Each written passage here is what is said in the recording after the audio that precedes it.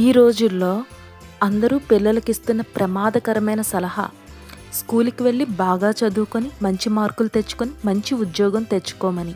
అని నేను మీకు చెప్తే ఏంటక్క ఇలా చెప్తున్నావు, నీకు బుద్ధి లేదా అని అడుగుతారు. కానీ ఇది నిజం. ఈ విషయం పైన ఒక వ్యక్తి ఒక పుస్తకమే రాసేశాడు.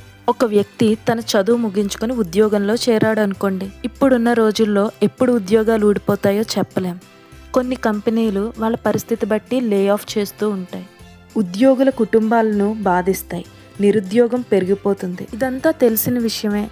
అయితే ఆ కంపెనీకి ఏమవుతుంది? ఉద్యోగస్తుల్ని తీసినప్పుడల్లా సామాన్యంగా షేర్ల ధరలు పెరుగుతాయి. కంపెనీ వాళ్ళు ఉద్యోగస్తులకి ఇవ్వాల్సిన జీతాలు తగ్గించినప్పుడల్లా షేర్ మార్కెట్ సంతోషిస్తుంది. అది ఉద్యోగుల్ని తొలగించడం ద్వారా కావచ్చు, లేదా మనుషులకు బదులు యంత్రాలని ఉపయోగించడం ద్వారా కూడా కావచ్చు. షేర్లు ధరలు పెరిగినప్పుడు షేర్ హోల్డర్స్ ధనవంతులవుతారు. ఇక్కడ ఉద్యోగస్తులు నష్టపోతారు, యజమానులు పెట్టుబడిదారులు బాగుపడతారు. అందుకే డిగ్రీ కంప్లీట్ చేశాక ప్రపంచంలోకి అడుగు పెట్టేటప్పుడు ఈ స్కూల్ చదువులు మాత్రమే కాదు, ప్రతి పిల్లవాడికి ఇంకా ఎక్కువ విద్య కావాలి, విభిన్నమైన విద్య కావాలి. ఇక్కడ ఎన్నో రూల్స్ ఉంటాయి. ఆ రూల్స్ అన్నీ వాళ్ళకి ఖచ్చితంగా తెలియాలి. ఒక సాధారణ కుటుంబంలో పుట్టిన ఒక యువకుడు జేబులో డబ్బు లేదు, కానీ మనసులో పెద్ద కల ఉంది. యవ్వనంలో ఉద్యోగం కోసం విదేశాలకు వెళ్ళాడు.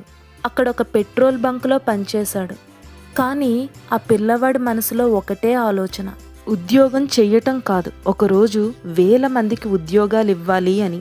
ఇండియా తిరిగి వచ్చాక చాలా చిన్న స్థాయిలో ఒక వ్యాపారాన్ని ప్రారంభించాడు. చాలా చిన్న స్థాయిలో ఒక వస్త్ర వ్యాపారం ప్రారంభించారు. మొదట్లో ఎన్నో కష్టాలు, డబ్బు కొరత, విమర్శలు ఎదురయ్యాయి.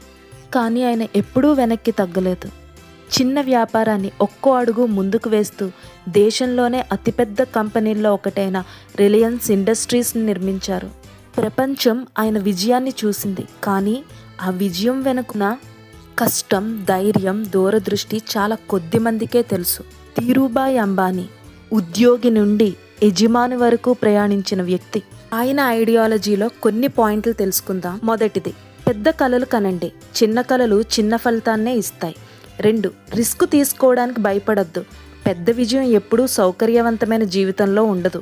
3, సమస్యలను అవకాశంగా మార్చండి, ప్రతి కష్టం కొత్త మార్గాన్ని చూపిస్తుంది. 4, వేగంగా నిర్ణయాలు తీసుకోండి, అవకాశాలు ఎక్కువసేపు ఎదురు చూడవు.